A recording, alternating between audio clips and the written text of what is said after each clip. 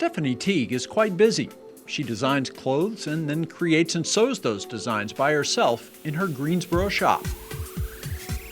I hand make everything myself. My workflow tends to be about 40 pieces a month. Actually, Stephanie has seen the number of items she can produce increase just a bit recently. After 2 years of running the business from the second floor of her house, she found this space, away from dogs and neighbors and all the other distractions of home.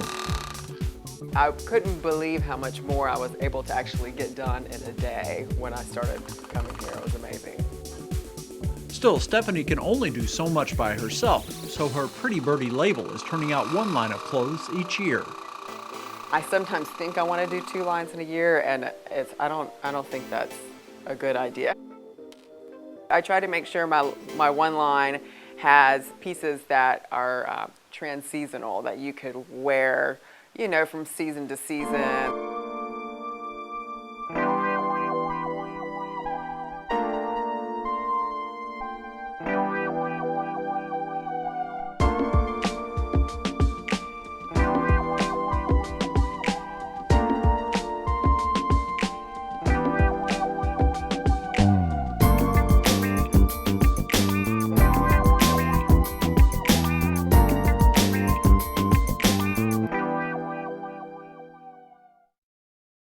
For Stephanie, there's something every bit as important as the lines and the look. And that's hemp linen. She is what you call an eco-friendly clothing designer, so the styles aren't made with the same material. A great basic sweater out of organic wool.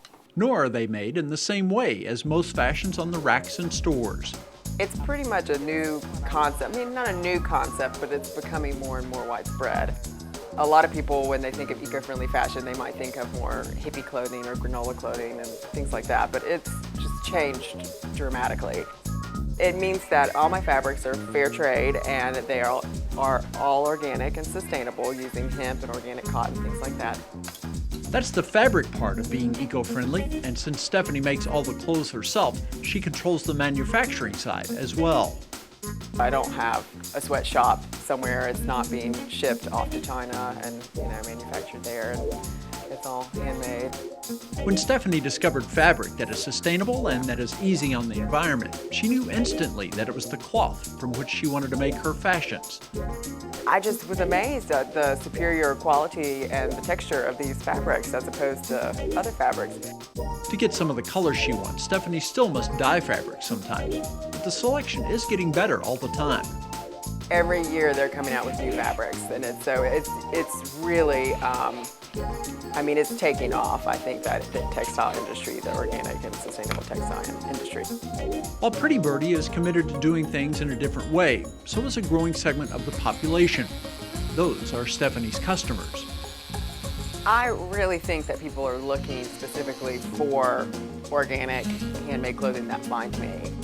But it is more expensive to buy my clothing than to go to just a random clothing store and get, I mean, you know, you really need to, I think that needs to be a goal of yours, that this is my lifestyle and I want to know, you know, where my clothes come from, who made them. Stephanie says that becoming an eco-friendly designer wasn't a strategic move to serve part of the market. It's just who she is. We try to live our lives as green as possible and or as healthy as possible, and it's just kind of comes really, I think, naturally. She grew up being able to sew and with an eye on what was fashionable. All that played into making her who she is today. I love really well-made clothes, but I could never afford them, and I think that was a good thing because that kind of catapulted me into where I am now.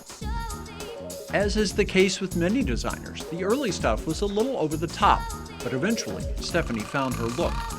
I would just sort of make something and just do it to my liking as far as just my aesthetic and not think of its wearability or sellability or anything like that.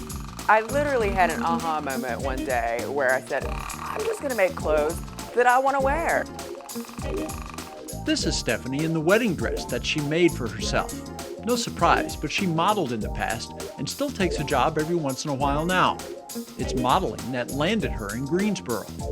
I was with a modeling agency here in Greensboro and got this amazing job. It's like too good to be good, too good to be true. I mean, seriously, I should have thought about it. Like, I don't know. I was going to be a spokesmodel for this company for a year and signed a contract and the whole thing. And the first quarter check came through and bounced, and basically like, okay.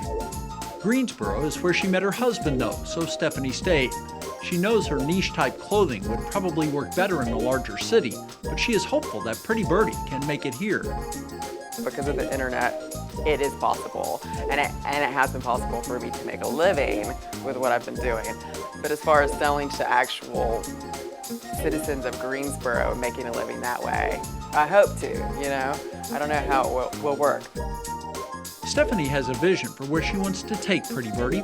A more artsy couture type line is appealing to her, but she knows a strong financial foundation is needed to go there. That might be found in a simpler line made of hand-dyed bamboo. And I think that having that line, the simpler line, would kind of help me be able to do this other side. At times in the past, Stephanie has been concerned that she has no formal training and wondered if she could pull this off. Based on her success so far, though, those kinds of thoughts come less and less frequently. I finally believe in myself. Like, okay, I can do this, and this is something that I just naturally am able to do, and this is what I'm supposed to do. I feel like